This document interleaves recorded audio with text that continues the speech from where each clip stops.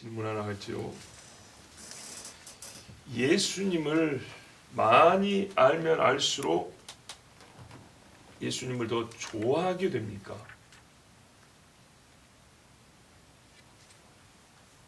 아니에요?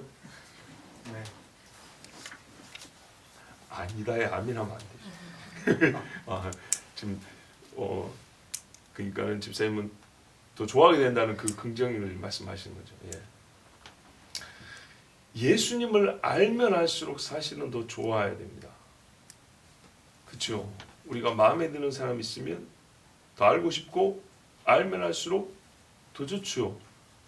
그를 더 좋아할 이유가 되죠. 근데 지금 제가 아까 처음에 한 질문에 그렇지 않다고 한 것은 개인의 경험도 있겠지만 전반적으로 인간의 본성을 따를 때 우리 주변을 관찰해 보니까 그렇지 않다는 것을 얘기하신 거죠. 우리의 신앙 고민이 여기 있고 오늘 말씀의 주제를 향한 시작점이 여기 있습니다. 예수님을 많이 알면 알수록 과연 사람들이 예수님을 더 좋아하게 되는가? 더욱 심각한 질문은 그리스도인이라 하는 사람이 예수님에 대하여 더 많이 알면 알수록 더 주님을 좋아하게 되는가? 여기에는 당연히 예라고 해야 되죠.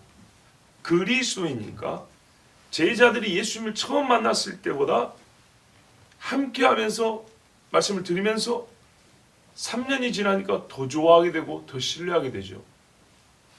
거기다가 성령의 은혜를 받으니까 어떻게 되죠? 예수 없이는 못 살게 되죠. 이게 정상입니다. 그 지다하고 정상적인 것을 왜 굳이 질문을 해야 되냐? 우리가 보는 현상, 그리고 우리가 직접 나 자신이 경험할 때 그렇지 않을 때가 있기 때문입니다. 그렇지 않을 때만 있으면 괜찮은데 이게 하나의 일종의 경향이 되어버리거나 이 세상의 전체적인 분위기가 그렇게 되어버리면 문제가 심각하죠. 그러면 이렇게 질문 한번 해볼게요. 요즘 말이죠. 요 근자 몇 년 사이에 사람들이 예수님에 대하여 이야기를 하던가요? 예수님에 대한 이야기.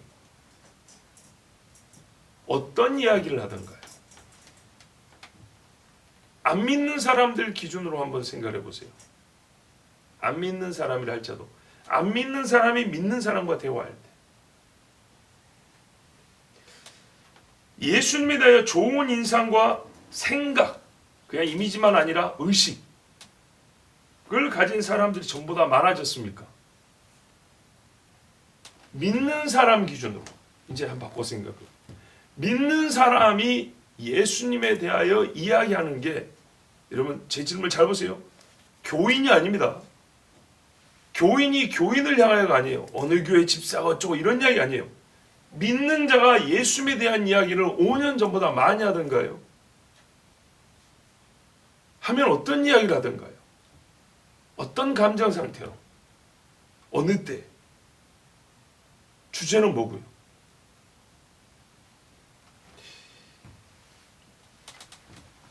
많이 예수님에 대한 지식은 알려지고 있고 소식들은 많아지는데 좋아하는 사람은 없어지고 있다는 것을 우리 인정합니다.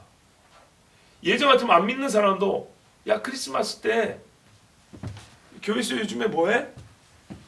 이런다고요. 너희 교회에서 나도 어릴 때는 교회에서 선극도 하고 막 앞에서 뭐 발표도 하고 했는데 요즘도 그러니? 20년 전만 해도 이런 거 질문했다고요. 부활절 지나고 나면 괜히 너 왜 교회 다니는데 계란도 안 가져오니?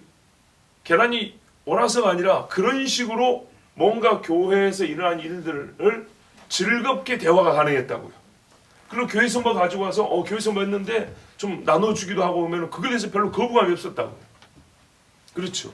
자, 제가 지금 말하는 건 코로나도 상관했지만 코로나보다 조금 더 앞으로 가볼게요. 몇 년 동안에 이런 일들이 여러분 줄었습니까? 많아졌습니까? 줄었죠. 분명히 줄었어요. 그런데 여러분 이제 생각해보세요. 그전에는 컴퓨터가 뭔지 스마트폰이 뭔지 몰랐던 분들도 한 5년 전부터는요 60대 이상도 핸드폰을 가지고 유튜브를 봅니다. 저희 부모님만 봐도 전혀 상상하지 못했던 일을 하고 계십니다. 예, 카톡이라는 걸 합니다. 깜짝 놀랐습니다. 자, 그래서 듣게 된 이야기가 많고 듣게 된 정보가 훨씬 많아졌어요. 예수님에 대한 이야기도 많아졌어요. 그 전보다. 설교도 많이 듣고 찬송도 많이 듣고 옛날에는 테이프 일일이 갖고 다녀야 됐어요. 그런데 지금은 어디서나 이렇게만 들을 수 있어요. 알 수 있어요. 원하는 거 골라볼 수도 있어요. 하여튼 최소한 그리스도인들은 기독교적인 컨텐츠를 취하게 돼 있어요. 최소한. 그죠? 그럼 전보다는 많아진 거예요. 분명히 듣게 된 이야기가 많아졌어요. 그런데 어떤 이야기를 하고 그보다 더 전보다 더 예수를 좋아하면서 이 이야기를 하게 됩니다. 주님을 더 기뻐하면서 이 이야기를 했냐? 더 사랑하면서 이 이야기를 하게 됐냐? 전체를 보라는 겁니다. 이 나라 전체를 한번 봐보세요. 그러지는 못합니다. 만일 그렇다면 코로나 어쩌고 해도 하나님의 교회에 나와서 예배하지 못한 것은 안타까워하는 사람들이 훨씬 지금보다 많아야 돼요. 주님을 좋아하게 됐다면. 주님을 만나는 기회를 제한하는 것을 누가 좋아하겠어요? 그런데 그렇지 않아요. 이건 하나의 결과예요, 결과. 그래서 오늘 설교는 이 물음에 대한 대답을 얻고자 합니다. 우리가 찬 예수에 관한 현실에 대한 대답을 찾는 겁니다. 예수에 관한 현실. 이 세가 예수를 좋아하는가? 안 좋아한다면 왜 안 좋아하게 되는가? 왜 점점 안 좋아하게 되는가? 오늘 요한복음과 요한계시록 둘 다 사도 요한이 쓴 것입니다. 그리고 두 사건이 기록이 되어 있습니다. 하나는 예수님이 공생에 계시면서 사람들에게 자신을 가르쳐 주신 것이고 나는 무엇이다 라고 가르쳐 말씀하신 거고 요한계시록은 그분이 다시 오신다 이런 말씀입니다. 자, 이 두 말씀을 통해서 발견되는 하나의 사실이 있습니다. 이 사실을 확인하고 이 시대를 읽는 눈을 가지고 이때 우리가 더욱 견고하게 붙들어야 할 일은 무엇인가? 이 세대에 이런 일이 일어나고 있기 때문에 우리가 이 세대를 본받지 않게 하여 붙들어야 될 일은 무엇인가? 그것을 말씀을 통해서 듣고자 합니다. 이미 하나님의 말씀을 잘 알고 영적 감각 있는 분들은 사실 제가 이 서론 부분에서 주제를 다 말했다는 거, 결론을 다 말했다는 걸 알고 계실 겁니다. 요한복음 보세요. 6장 58절에 이것은 하늘에서 내려온 떡이니 조상들이 먹고도 죽은 그것과 같지 아니하여 이 떡을 먹는 자는 영원히 살리라. 예수 앞에 떡을 얻어 먹는 사람 많이 있었죠. 근데 예수님이 이제는 무슨 말씀하냐면 생명의 떡 이야기를 합니다. 생명의 떡 말씀을 얘기합니다. 예수님이 가르치는 말씀 또 자기 자신이 말씀을 가르쳐주고 있습니다. 이 떡은 뭐가 다르냐 했더니 조상들이 먹고도 죽은 그것과 같지 않대요. 자, 어제 먹은 오병이어의 그 떡도 아니고 조상들이 하늘에서 내려온 떡을 먹는데 만나도 아니고 여러분 우리가 찌어서 먹는 떡하고 하늘에서 내려온 만나고는 이게 차원이 다른 이야기죠. 곡식을 우리가 씨를 뿌리고 걷어서 먹은 거고 하늘에서 그냥 주신 거는 다른 이야기죠. 근데 하늘에서 내려온 만나조차도 입으로 들어가는 것 요거는 예수님 자신 말씀하고 역시 비교가 안 된대요. 이 귀로 들어가는 말씀하고 비교가 안 된대요. 마음으로 들어서 영생을 얻게 하는 이 떡. 이 떡을 예수님이 가르쳐 줬어요. 그래서 말해요. 58절 끝부분에 이 떡을 먹으면 영원히 산다 그랬어요. 와 좋다 이래야 되죠. 좋아합니까? 안 좋아하죠. 더 가르쳐 줬는데 안 좋아하죠. 이 말씀을 예수님이 회당에서 안식일 지키고 말씀 좀 읽을 줄 아는 사람들한테 가르쳐 준 거예요. 이방인도 아니고. 그런데 이 사람들 할 말이 어렵대요. 이 말씀은 어렵더라. 누굴 들을 수 있냐? 여러분 이거는 말이 문장이 어렵다는 뜻이 아닙니다. 받아들이기가 어렵다는 얘기입니다. 그렇죠? 이거 문법적 해석이 안 됩니까? 되죠? 앞뒤 맥락 보면 충분히 됩니다. 히브리 언어가 통합니다. 언어가 안 통한다는 얘기가 아니에요. 이게 안 된다는 얘기지. 마음으로 못 받아들이겠다. 그래서 예수님이 하신 말씀이 61절 보세요. 어렵도다 누가 들을 수 있느냐 하면서 제가 이렇게 수근수근하니까 예수님이 61절에 이 말이 너에게 걸림이 되느냐, 난독증이냐, 너 이거 듣고도 무슨 말인지 이거 안 돼, 이해가 안 돼, 이 말이 아니고 마음에 걸림이 되냐, 이렇게 얘기를 했어요. 뭐가요? 내가 하늘에서 내려온 떡, 영생을 주는 떡이다 하니까 이거를 받아들일 수 없어 마음에 꽉 얹혔대요. 그런데 여러분, 떡 이야기까지만 하더라도 예수님의 십자가 죽음을 가리키고 있습니다. 그렇죠. 아직까지 예수님의 사역을 그냥 표현을 하면 십자가와 재림, 초림과 재림으로 하면 초림 이야기라고요. 너희를 위하여 죽어주겠다는 이야기입니다. 아직까지. 그런데도 이마저도 걸렸대요. 그럼 어디까지는 허용이 되냐? 병 고쳐주는 거, 먹을 거 주는 거, 우리 일신의 유익을 위한 기도는 들어주는 것은 오케이요. 무조건 오케이요. 물고기만 잡는 거 오케이. 병자 일으켜주는 거 오케이. 그런데 영생의 떡까지는 안 먹어도 됩니다. 여기서 딱 걸리는 거예요. 그죠? 자, 근데 어떤 이는요, 영생의 떡까지는 좋은데 그 다음은 또 걸리는 사람이 있어요. 자, 계속 알려주고 더 알려주고 있는데 어떻게 해요? 걸린대요. 중간중간마다 탁탁탁 걸린대요. 이사야도 그렇잖아요. 내가 예루살렘에 반석과 거치는 돌을 준대. 넘어지는 반석 거치는 돌을 준대요. 사람들에게 탁탁 걸려진대요. 62절 보세요. 야, 너희가 이 말이 걸림이 돼버리면 좀 있으면 너희가 보게 될 일이 있는데, 눈을 가진 자는 다 보게 될 일이 하나 있는데, 내가 이전 있던 것으로 올라가는 것을 볼 것이다. 승천을 본대요. 와, 승천은 너희 감당하겠냐? 안 된다는 얘기죠. 자, 여러분, 예수님이 죽으시고 3일 만에 살아난다고 했던 제자들이 처음에 이해도 어려웠어요. 그렇죠? 이해도 어려웠어요. 거기다가 승천, 야, 죽으시고 죽음이 왜 죽은지도 모르겠고 부활이 뭔지도 모르겠는데 승천 감당이 됩니까? 안 되죠. 보세요. 가르쳐주면 가르쳐주는 것들마다 이해가 너무 걸렸어요. 제자들도 전부 다 십자가에서 걸려가지고 부인한 거 떠난 거 아닙니까? 부활은요, 상상도 못하니까 전부 다 무서워서 벌벌 떨었지 않습니까? 무덤에 누가 가볼 생각도 안 했어요. 부활한 주인 만날 생각도 안 했다고요. 자, 그럼 우리는 이미 부활을 믿고 시작한 사람들이잖아요. 그러면 부활 이전까지는 걸림이 안 돼야 되죠. 부활 다음은 우리도 걸릴 수 있겠네요. 그렇죠? 걸릴 수 있어요. 걸린다니까요. 특히 신학자들은 많이 걸립니다. 부활도 걸립니다.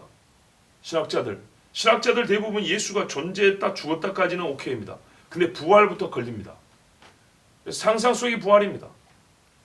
기절했다 일어났다는 얘기입니다. 칼 한번 맞아보세요. 이게 사람이 살 일인가 죽을 일인가.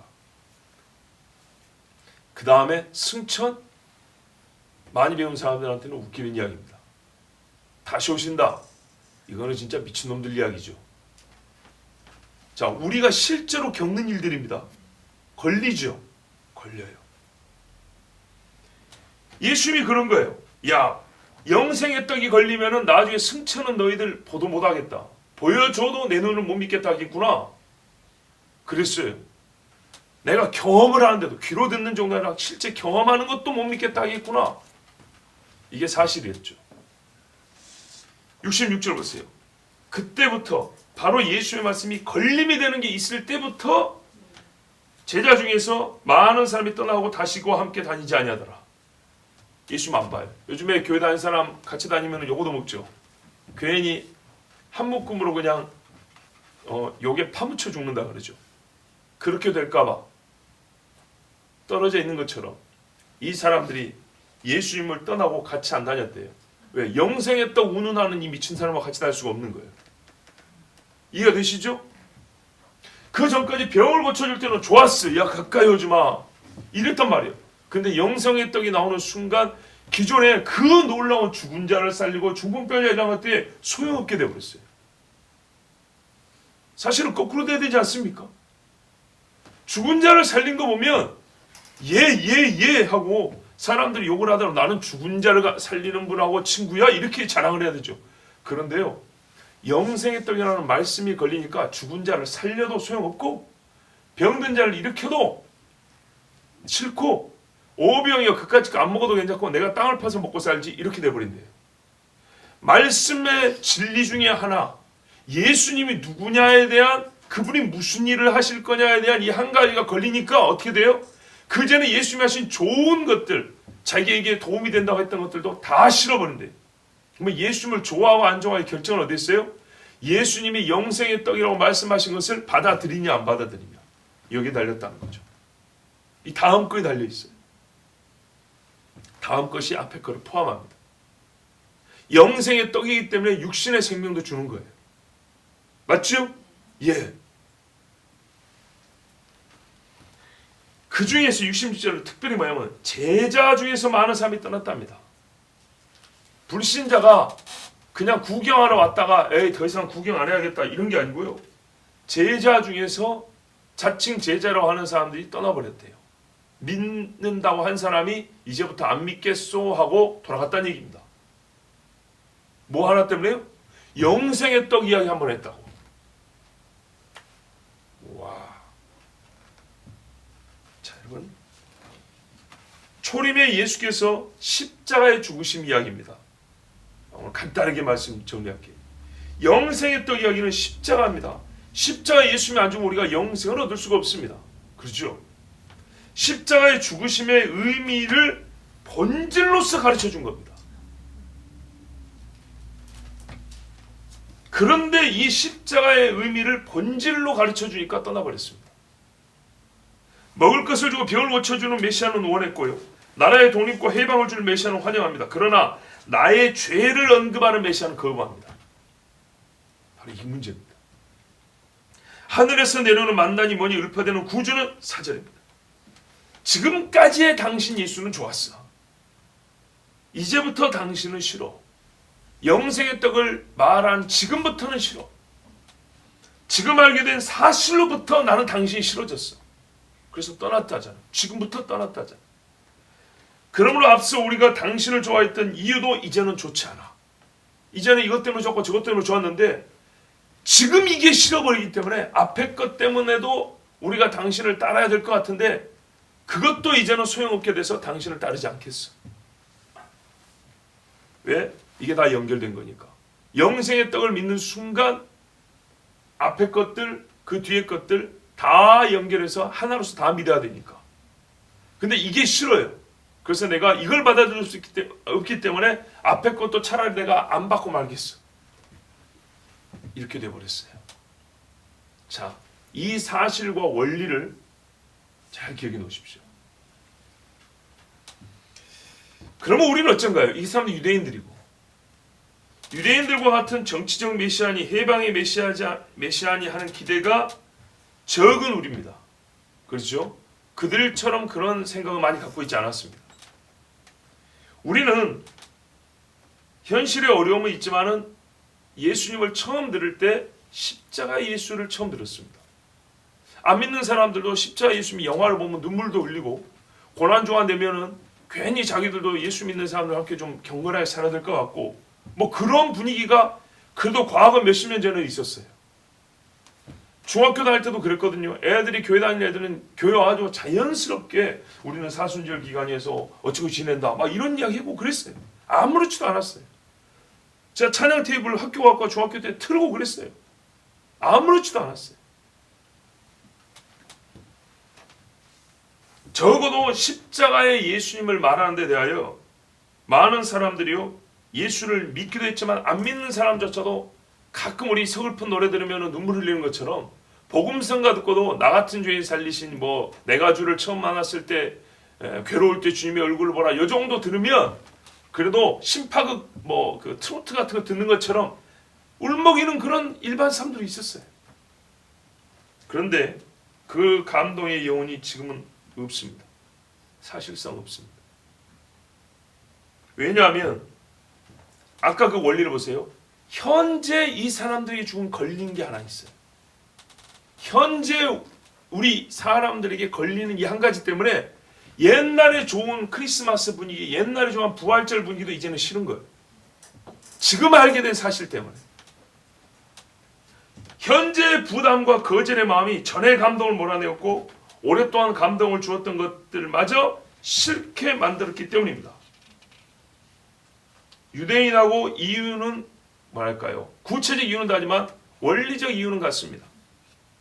현재 알게 된 그 사실이 싫은 거예요. 현재 알게 된 그 사실, 전에 우리가 좋아했던 그 사실 연결되어 있어요. 그래서 그것을 포함하는 현재의 사실이 싫기 때문에 과거의 것도 이제는 거부하게 되는 겁니다. 멀리하게 되는 겁니다. 다시 말하면 새로 알게 된 사실이 십자가의 예수에 대한 인식까지도 바꿔놓았기 때문에 싫어하게 되었다는 뜻입니다. 그러니까 영생의 떡이라는 예수님을 얘기하는 순간 앞에 중풍병자 고쳐준 것도 그냥 불쌍해서 고쳐준 게 아니라 자기가 영생을 주는 분이기 때문에 영생을 준다는 걸 알려주려고 좀 고쳐준 거구나.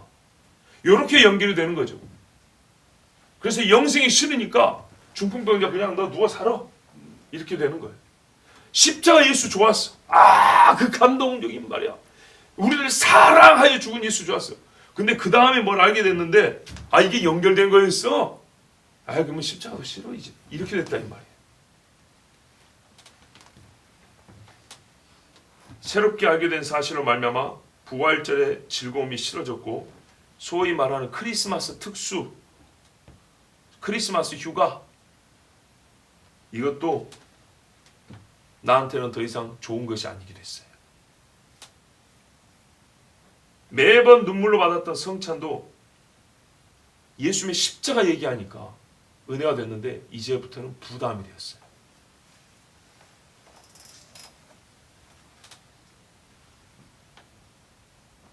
예수에 대한 새로운 소식, 더욱 강화된 사실과 사실의 증거는 예수님을 싫어하고 신자들마저 아까 제자들이 떠났다 했으니까요. 신자들마저 예수님을 점점 멀리하게 만들었습니다. 그렇다면 그 새로운 지식, 새로운 사실이란 무엇인가요? 요한복음에서는 영생의 떡이었습니다. 오늘날 우리가 새롭게 하게 된 지식은 뭔가요? 왕의 귀환입니다. 재림. 그 어느 때보다 예수님의 재림 이야기를 많이 하는 시대가 됐습니다. 옛날엔 가끔 설교 시간에 그냥 지나가는 소리였고요. 저 멀리 있는 이야기. 성경이 있으니까 한 번쯤 스쳐주는 이야기. 또는 어느 교회에 무슨 요한계시록 강의 아주 잘하는 유명한 목사가 누구 있다더라. 그래서 특별한 열심 있는 사람만 가서 듣는 이야기 정도. 아니면 무슨 진짜 광신자 집단이나 요한계시록을 중심으로 예수님 오신다는 이야기를 전하고 듣는 그 정도 생각했어요. 지금은요. 엄청나게 많아졌어요. 의외로 많아요. 예수님이 오신다는 이야기를 하는 사람이 많아졌고 증거도 많아졌고 예전보다는 뭐랄까요? 조금 더 자연스러워졌어요. 그런데 그래서 나타나는 현상이 있어요. 예전보다 많아졌는데 뭐가 문제냐? 여러분, 예전보다 많아져서 분리가 생겼다는 얘기입니다. 떠나더라.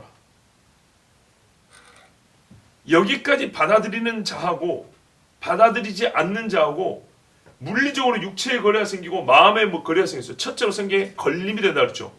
마음의 걸림으로 말미암아 여기서부터 쫙쫙쫙쫙 벌어졌어요. 이게 근 10년여간에 엄청나게 많아졌어요. 거기다가 코로나가 들어오니까 더 심각하게 벌어졌어요. 이게 우리가 겪는 일입니다. 자, 예수님 당시에 겪는 일입니다. 예수님이 붙어있던 12명하고 떠난 사람들하고 예수님 눈앞에 있었으면 얼마나 예수님이 이게 슬프고 충격적이었는지 뭐라 그랬어요? 너희도 가렸느냐? 그랬더니 뭐라래요? 똑같이 말씀을 들었는데 그들은 걸림돼서 갔는데 베드로가 뭐래요? 영생의 말씀이 주께 있사오매. 영생의 떡이라 했잖아요. 영생의 말씀이 주께 있사오매 우리가 누게로 가리까? 그랬다고요.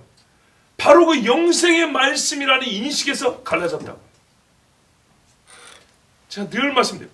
같은 예수인데 초림의 예수는 좋아. 재림의 예수는 거부야. 싫어. 그래서 여기서 이게 걸림이 되니까 이 말을 하는 사람의 신앙, 이 안에 든 모든 것이 어떻게 해요? 싫어. 버려지는 거예요. 요한계시록 보십시오. 그러나 우리 지금 분명히 말씀하죠. 22장 10절에 또 내게 말하되 이 두루마리의 예언의 말씀을 임봉하지 말라. 때가 가까우니라. 덮어놓지 말고 펼치래요. 이제 때가 가깝대요. 무슨 때요? 예수님 말하는 인자가 너희를 떠날 때가 가깝다 그랬죠. 그거는 십자가가 진다는 얘기였죠. 죽을 때가 가깝다는 얘기였어요. 그런데 요한 계시록이 말하는 때는 뭡니까? 다시 올 때가 가깝다는 얘기죠. 분명한 사실입니다. 이 때를 말해주려고 16절을 보세요. 나 예수는 교회들을 위하여 내 사자를 보내요. 교회들을 위하여 이 알려줬어요. 이 말씀. 그래서 2장 3장에도 7교회가 나오지 않습니까? 7교회에 주신 명령과 약속이 뭐예요? 다 다시 오신 주님을 어떻게 믿느냐? 전의 주님과 지금의 주님을 하나로 어떻게 믿느냐? 그리고 상은 다시 오실 주님이 주잖아요. 10고을을 다스리게 하리라. 새 이름을 쓴 내 이름을 쓴 돌을 주리라. 면류관을 주리라. 내가 보좌에 함께 다스리게 하리라. 흰 옷을 주리라. 전부 다 이거는 다시 오실 주님이 주는 거 아닙니까? 그죠? 교회들이 다시 오실 주님의 때를 맞이할 수 있도록, 거룩한 신부의 때를 맞이할 수 있도록 사자를 보내어 이것들을 내게 증언하게 하였노라. 내가 내 종들에게 명령했어요. 가서 교회들에게 알려라. 그렇게 하나님 명령했어요. 내가 누군데? 다윗의 뿌리요 자손이니 곧 광명한 새벽별이라 하시더라. 이야, 이건 앞에 나온 말씀은 사실은 반복입니다. 다윗의 자손 유다 지파의 사자가 이겼으니, 그죠? 그의 손에는 7별이 있고 7 금촛대 사이를 가시더라. 바로 예수님 어떤 분인가를 보여줍니다. 교회의 주님입니다. 언약의 주님입니다. 다윗의 왕입니다. 이 왕이 때가 가깝다고, 내가 올 때가 가깝다고 교회를 사랑하여 교회에 내 종들을 보내서 알려줬다 그랬어요. 증언하게 하였노라. 이거 증언 안 하는 놈들은 종 아니에요. 그랬더니 20절 보세요. 이것들을 증언하신 이가 이르시되, 즉 요한도 지금 자기가 받은 말씀 아닙니까? 예수님이 말하면 내가 진실로 속히 오리라. 답 나왔네요. 내가 진실로 속히 오리라. 이러니 정말 예수님의 모든 말씀에 아멘 하며 했던 요한은 이번에도 뭐라 그래요? 아멘, 주 예수여 오시옵소서. 내가 너를 보내리라. 아멘, 주여 나를 보내소서. 내가 다시 오리라. 아멘, 오시옵소서. 이게 신자에게 정상적인 거예요. 이게 정상이고 이게 바른 거예요. 자, 제가 묻는 게 이겁니다. 내가 이 생명을 주는 영생의 떡이니라. 하늘부터 내려온 영생의 떡이니라. 이 떡을 먹으라. 아멘, 주여 나로 하여금 먹고 영생을 얻게 하옵소서. 그 누굽니까? 갑자기 생각이 안 나는데요. 목마르지 않게 하옵소서 그랬더니 아니다. 뭐죠? 지금 갑자기 생각 안 나는데, 그것을 나로 먹고 다시는 배고프지 않게 하옵소서 그랬던가요? 하여튼 성경에 이 비슷한 말씀이 있어요. 지금 새벽이 돼가지고 저도 이 말씀 생각 안 나는데, 하여튼 성경대로 하면 주님이 뭐라고 말씀하시면 아멘, 그렇습니다, 믿습니다, 그렇게 하시옵소서, 이래야 정상이죠. 그런데요, 안 해요. 여러분, 신의 죽음, 세상이 좋아하는 주제입니다. 영화와 소설, 드라마로 인기를 끄는 주제입니다. 물론 왕의 귀환도 내가 악이 아니라 악에 의해서 고통당하는 그룹에 속해 있다 생각하는 자들에게는 큰 인기입니다. 왜? 왕이 와서 악에게 고통당하는 나를 구해주니까. 그래서 신의 죽음은 극진한 사랑이고 왕의 귀환은 악에서부터 나를 구해주는 거기 때문에 사람들이 고래로부터 좋아한 이야기하기 좋아하는 주제들입니다. 신의 죽음, 왕의 귀환. 그래서 두 가지 주제 모두 만들어진 전설도 많고 성경 유사 이야기도 많고 지금도 무슨 영화니 뭐 게임까지 이 주제로 만들어내고 있습니다. 그런데 후자, 즉 왕의 귀환의 경우에 기독교의 왕의 귀환은 싫어함에 저항하는 자가 많습니다. 기독교의 신의 죽음도 싫죠. 죄를 이야기하니까. 그런데 뒷부분 왕의 귀환은요 더욱 싫습니다. 왜? 이건 끝이니까요. 근데 내가 악에게 고통당한다고 생각하면 왕의 귀환이 즐거운데 왜 기독교의 왕의 귀환을 싫으냐? 실상 너는 악에 고통당하는 사람이 아니라 너는 악인이다라고 말하기 때문입니다. 기독교의 왕의 귀환에서는 악에게 고통당하여 풀려질 사람이 많은 게 아니라 악으로서 그 왕에게 죽임당할 자가 훨씬 많기 때문에 대부분의 사람들은 왕의 귀환을 거부합니다. 근데 알고 보니까 그 왕이 죽었던 그 신이네. 그러니 왕의 귀환을 듣고 알게 된 순간 이게 더 많은 지식을 갖게 될 동안 이렇게 되면 앞에 신의 죽음, 기적 더불어서 거부하고 싫어지게 되어 있습니다. 가끔 무슨 사랑과 전쟁 류의 사연이나 드라마를 보세요. 천사 같은 남편 이것저것 다 들어주고 했던 사람인데 그렇게 10년 20년 살았는데 비밀을 알게 됐다. 아주 극악무도한 살인자였다거나 나를 그동안에 속여왔던 사람이라거나 이거 밝히지 못해요. 그 전에 무슨 기념일 챙겨주고 선물 사주고 여행해주고 뭐 사랑해주고 했던 거 전부 다 싹 없어져 버리죠. 바로 그런 거예요. 왕의 귀환을 듣는 순간 앞에 예수는 전부 다 없어져 버리는 거예요. 내가 왕의 귀환을 맞을 수 있는 의인이 아닙니까?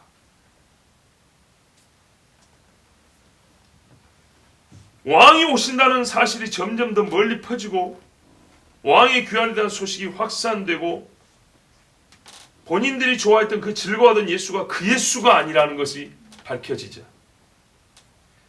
자기가 좋아하는 식으로 새로운 예수상을 만들려고 하거나 그게 안 되면 아예 성경의 예수를 지워버리려고 합니다. 가짜 예수를 만들거나. 사람들은 전에 알고 있던 신의 죽음에 몰입하고 자기가 원했던 그 신의 죽음, 그저 우리를 그냥 위하여 모든 걸 다 내는 그 신의 죽음 정도, 그것이 다이다. 그것이 다다. 기독교는 예수 사랑이 다다 라고 믿고 싶어 하지.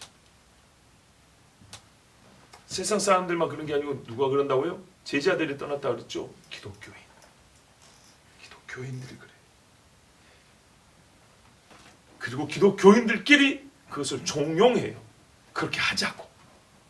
십자가다 하지. 뭐 오기는 다시 와. 우리 마음속에 이런 식으로 서로 권합니다. 신학교에서는 그렇게 가르칩니다.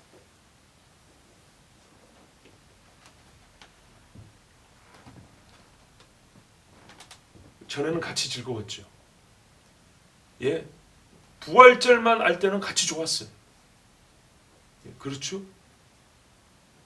성탄절만 1년의 마지막 절기인 것처럼 성탄절이 우리가 기억해야 될 예수님에 대한 마지막 완결이다 생각하면 좋았죠. 여러분 우리 성시교독이 있죠. 성시교독이 신앙의 중요한 주제들을 이렇게 다루고 있거든요. 하나씩 봐보세요. 저 말일까 어제 말일까. 115편인가 뒤부터 예수님이 집중되어 있어요. 뭐 구주 강림, 뭐 탄생, 그리고 뭡니까 예수님의 십자가 사순절 고난, 죽음, 부활, 승천 여기까지 있어요. 재림이 없어요. 재림 주제 없어요. 오늘 지금 우리가 읽은 게 삼위일체가 마지막이고 그 앞에입니다. 그 앞에인데 뭐였죠? 성령 강림이죠. 성령 강림 그 다음에 삼위일체입니다. 재림이 없어요. 재림이란 주제가 없어요. 앞에 구주강림도 초림 이야기예요. 초림 이야기는 구주강림하고 탄생하고 해가지고 한 7개인가 8개가 돼요. 그 다음에 그 주님이 부활해서 우리에게 나타나셨다. 아니 초림에 태어나시고 우리에 나타나 이게 주현이라고 그래요. 주현제래. 이것까지 해서 초림에 대한 성시교독은 열 몇 개가 돼요 아마. 그런데 재림은 하나도 없어요. 재림 주제가 없어요. 제가 지금 왜 이 주제를 심각하게 다룬지 아시겠죠? 그래서 재림을 설교할 때 이 성시교독을 같이 말씀에 이렇게 성시교독 하면 설교할 주제와 맞는 말씀을 더불어 함께 읽는 겁니다. 서로가 교도감이 화답하는 겁니다. 말씀으로. 목회자와 성도가 화답하는 거예요. 서로 간에. 화답할 말씀이 없어요. 그래서 우리가 따로 정해야 될 정도예요. 그런데 좀 여기서는 이해하세요. 틀에 박힌 형식을 원하는 분들은 성시교독을 이 외에 제가 다른 말씀을 정해서 하면 그걸 또 싫어할 거예요. 근데 재림이 없어. 할 수 없이 그래서 맨 뒤에 걸 한 거예요 지금. 그리고 여러분에게 가르쳐 주려고 맨 뒤에 걸 한 거예요. 무엇이 문제인가를 알게 하려고.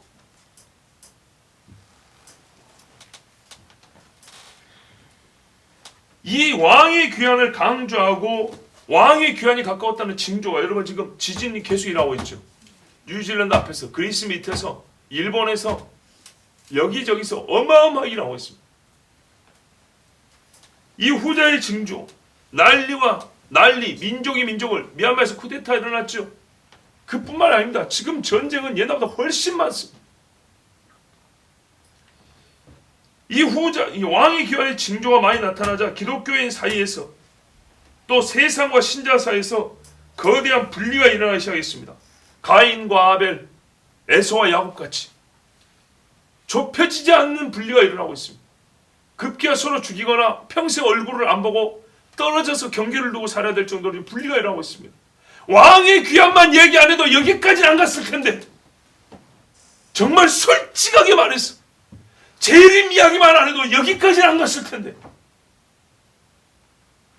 생명의 떡이라는 얘기, 영생의 떡만 얘기 안 해도 그 사람들 떠나지 않았을 텐데 이 사실을 알려주고 있습니다. 예수님 다시 오신다는 세상 온 천지에서 땅의 소리를 지르고 있습니다. 바다가 으르렁거리고 있습니다. 하늘에서 번개가 치면서 구름을 갈리면서 하늘에서 소식이 내려오고 있습니다. 더 많은 징조, 더 많은 외침으로 말미암아 이제 예수를 말하면 옛날하고 달리 연상되는 주제가 조금 달랐어요. 요즘에는 예수하면 종말, 심판, 환란, 적그리스도, 새 예루살렘 성전이 동시에 떠오릅니다. 30년 전에 이런 말이 잘 안 떠올랐어요. 40년 전만 하더라도 틀렸다는 게 아니라 여기에서 멈췄어요. 십자가, 보혈, 용서, 사랑, 복 여기서 끝났어요. 그런데 지금은요 40년 전 주제가 없어진 건 아니지만 연결이 돼요. 십자가, 종말, 보혈, 심판, 용서, 환난, 사랑, 적그리스도, 복, 새 예루살렘 성전 이렇게 연결이 된다고요. 뒤에 거는 몰랐으면 좋았을 건데 이게 연결되니까 어떻게 해요? 뒤에 거 신으니까 앞에 것도 자연스럽게 멀어지게 되는 거예요. 누가 좋아하겠습니까? 아, 그 복이 이 복이었어? 아, 성전에 올라 찬송한다는 게 그냥 교회만 간 게 아니라 그 예루살렘 어쩌고 그거였어? 이 말씀을 어렵도다. 저 팔레스타인도 몰아내고 사는 나쁜 이스라엘 사람들을 우리가 좋아해야 되는 거야? 아, 받아들이기 어렵도다. 그들이 죄가 없다는 얘기가 아니에요. 하나님의 언약을 얘기하는 거죠. 근데 받아들이기 어렵도다. 교회를 위하여 주신 말씀이라고까지 했지만 여러분 교회가 좋아했습니까? 교회가 요한계시록을 좋아했냐고요? 아니죠. 분명히 예수님은 요한계시록을 마무리하면서 교회를 위하여 사자들을 통하여 증언한 말씀인데 교회가 요한계시록은 제일 거부하잖아요. 보세요. 교회 역사가 증거하고 있지 않습니까?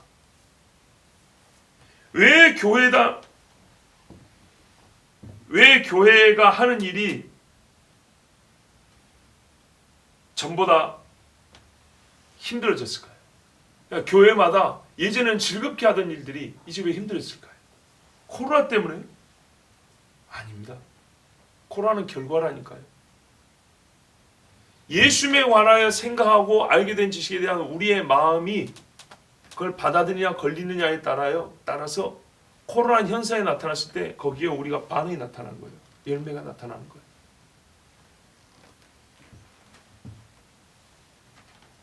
우리 교회도 한번 생각해 볼까요? 왜 교회 다니는 일이 전보다 좀 힘들어졌을까요? 교회 다니는 일 생각해 보세요. 우리 교회도 교회 왔다가 안 나온 분들도 있어요. 사정이 여러 가지 있겠지만 오늘 주제에 입각해서만 생각할 때도 무관하지 않아요. 그죠? 전부 다 개인적인 상처입니까? 그렇지 않아요. 엄밀히 말하면 나 그렇게 상처 많이 안 줬어요. 예수님이 영생의 떡 얘기한 게 상처 줬습니까? 누가 개인적으로 나하고 다퉜습니까? 내가 개인적으로 성도한테 제가 사기쳤습니까? 전도사님 몇 년 전에 내가 개인적으로 상처 주고 미안하다고 막 그리고 우리 그렇지 서로 화해하고 그랬죠. 내가 그런 사람이요. 지금 제 PR 하려는 게 아니라 내가 개인적으로 상처 줬냐고요. 누가 개인적으로 너와 나의 1대1 문제로 나하고 다퉜냐고요. 아니잖아요. 마지막 때를 외치면서부터 교회 다니기 힘들어졌어요. 간혹 듣는 그냥 한 번 듣고 흘려버릴 수 있는 주님 다시 오실 때가 아니라 그냥 음악으로 감동해 주님 다시 오실 때까지 부르는 그게 아니라 일상이 되어버리자 마음이 힘들어졌어요. 자주 듣는 환난과 심판, 문 앞에 와 있는 예수의 재림과 왕의 귀환이 나를 잠들지 못해. 나 잠 좀 자고 싶은데 잠을 못 자게 하네. 깨어있음이 즐거워야 합니다. 성경은 깨어있어야 했기 때문에. 근데 나는 원래 이제 드러났어요. 나는 원래 깨어있는 걸 좋아하지 않아. 진실로 깨어있기는 싫었던 수많은 교인들이 그들의 영이 잠들지 못하게 하는 왕의 귀한 소식에 교회는 기쁨, 예배의 즐거움이 사라졌어요. 아, 나로 잠들지 못하게 하는 소식이 들려줬구나. 아니, 성경 우리가 원할 때는 여호와로 잠들지 못하게 하라, 이런 말씀도 있어요. 그래서 내가 막 소원이 있을 때는 주님 잠들지 마시고 나의 기도를 이러면서 주님이 나보고 잠들지 말라는 소리는 싫었던 거예요. 사실은 내가 자고 싶었던 거예요.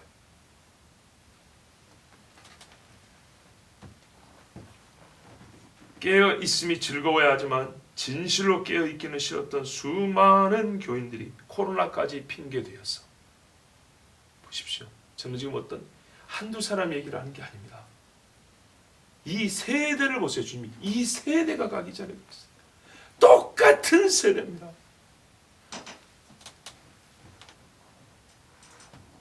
교회 가는 기쁨, 예배의 즐거움이 사라졌습니다.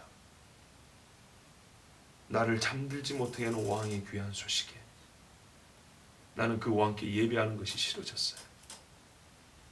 신랑을 사모하는 신부들이라 했고 찬송은 많이 불렀지만 실제로는 간음하던 음녀들이 초긴장 상태가 되었어요.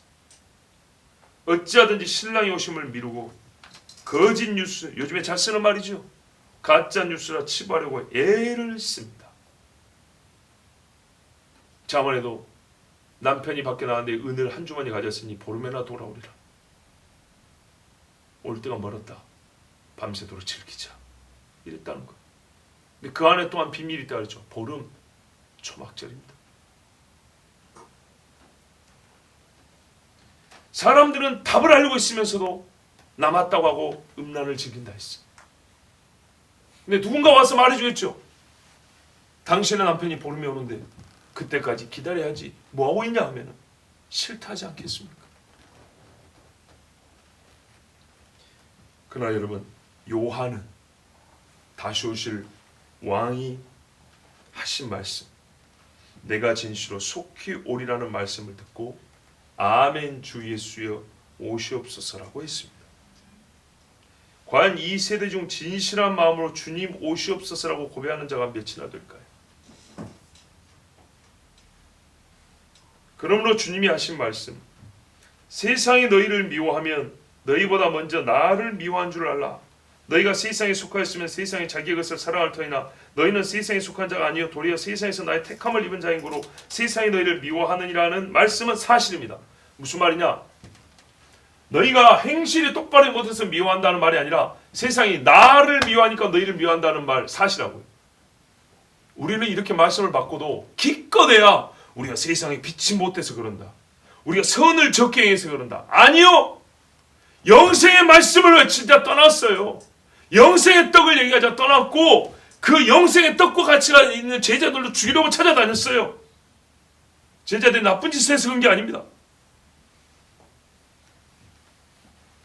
분명 우리의 죄와 허물로 말미암아 세상 사람들의 질타와 비난을 듣는 경우도 있습니다. 그러나 전 세계적인 그리스도 혐오 현상에는 그보다 더 심오한 영적 세계의 인신욕적 변화가 있음을 알아야 됩니다. 마귀가 그의 때가 얼마 남지 않아 있으므로 그리스도를 미워하는 마음을 불일듯하게 일으키고 있습니다. 신자들에 대한 전방위적 압박과 핍박이 그래서 거세지고 있는 겁니다. 한때 성령께서 회심과 부흥의 날을 주실 것을 우리는 기대합니다. 옛날 중에서 마지막 한때 주실 걸 기대합니다. 그렇지만 마지막까지 온 땅은 예수를 미워하고 그의 신부들을 미워합니다. 예수를 미워하니까 예수의 신부가 미운 겁니다. 그리스도에 대한 미움의 이유를 계속 만들어냅니다. 그 중에 하나가 코로나일 뿐이에요. 그러므로 우리는 이때를 알고 우리가 키워야 될 마음은 뭐냐면, 이 말이 너에게 걸림이 되느냐? 아니요. 하나님의 말씀 중에서 우리에게 걸림이 되는 것들을 없애야 되는 거예요. 이게 잘 안 되죠? 기도해야죠. 성령께서 하나님의 말씀이 나에게 걸림이 되지 않게 하옵소서. 걸림이 되면 그 이전 것이 다 싫어져 버린다니까요. 여기서 걸리면 이 앞에 게 다 없어져 버리는 거예요. 주 예수 사랑함을 키워야 됩니다. 예수님이 여러분 미워한다 그랬죠. 우리가 싸워야 될 전쟁은 사실은 개별 사안이 아니고요, 가장 본질인 거예요. 예수를 사랑하느냐 사랑하지 못하느냐. 예수를 사랑하지 못하게 하는 것들과 싸워야 되는 거예요. 그렇지 않으면 자기 자신이 속습니다. 나 스스로에게 속아요. 예수 미워하는 무리에 들어갑니다. 나 예수님 사랑하는 줄 알았더니 아니라니까요. 영생의 떡을 받아들이지 않은 사람이 예수를 떠났기 때문에 예수를 사랑하지 않는 사람인 거예요. 왕에게 신랑이 다시 온다는 사마자고 등불 준비하는 신부는 그런 신부가 아닌 거예요. 여러분, 우리가 정말 해야 될 게 뭐냐? 왕의 귀한 이 사실을 사모해야 돼요. 그리고 이 사실을 사모함을 빼앗기면 안 돼요. 말씀 읽어드립니다. 베드로서 3장 12절 상반절에 하나님의 날이 임하기를 바라보고 간절히 사모하라. 구약의 주의 날, 예수께서 다시 오신 날 사모하라. 두 번째, 요한계시록 3장 11절 내가 속히 말이니, 그죠? 주의 날, 너희가 사모하는 그날 내가 속히 말이니 네가 가진 것을 굳게 잡아 네 멸류관을 빼앗지 못하게 하라. 네가 이 날을 사모하는 것을 굳게 잡으면 네가 멸류관을 얻을 것인데, 이 마음을 빼앗기면 멸류관도 빼앗긴다. 빼앗기지 못하게 하라. 싸워야 될 게 이거예요. 주님 오신다면 사모하는 마음을 빼앗지 못하게 하고, 여기서 굳건히 서 있어서 생명의 멸류관을 빼앗기면 안 됩니다. 그래서 여러분, 성찬도요, 옛날에는 그냥 십자가만 세웠는데 지금 뭐래요? 혼인 약속이잖아요. 아버지가 보내면 다시 오겠다. 그래서 성찬이 이제 듣는 자에게는 전보다 더 큰 은혜가 됐어요. 이 말씀을 받은 자에게는 훨씬 더 큰 감동이 되고 깊이가 있는데, 이 말씀에 걸림이 된 사람은 성찬이 밋밋해지고 무감각해져 버린 거예요. 성찬도 부담이 되고, 이 십자가가 갈보리 십자가만 말한 게 아니라 다시 오실 왕을 보여주니까 이제 싫어져 버리는 거예요. 얼마나 안타깝습니까? 여러분, 성찬 시에 예수님 말했어요. 바울을 통해 주님 다시 오실 때까지 전하는 이것이니라. 주님 다시 오실 때까지 기념하라 그랬어. 그러니까 주님 다시 오실 때까지 이 말씀이 새롭게 들려버린 거예요. 전에는 그냥 지나가는 거였는데, 이 주님 다시 오실 때까지가 우리에게 성찬의 새로운 의미를 비춰주고, 우리라고 이 성찬에 새로운 감동을 줍니다. 만약 이 감동이 우리에게 없다면, 심히 작다면 하나님 앞에 기도하십시오. 주님 다시 오실 때까지 증거하는 이것이니라. 주의 죽으심이, 보세요, 주의 죽으심이 주님 다시 오실 때까지 증거되는 것이니라. 이 큰 은혜를 빼앗기지 마시고 꼭 주님 다시 오심을 사도 요한과 같이 사모하여 아멘 주 예수여 오시옵소서. 주님 앞에 거룩한 외침으로 고백하는 우리 모두가 되기를 바랍니다. 우리 같이 기도합니다. 하나님.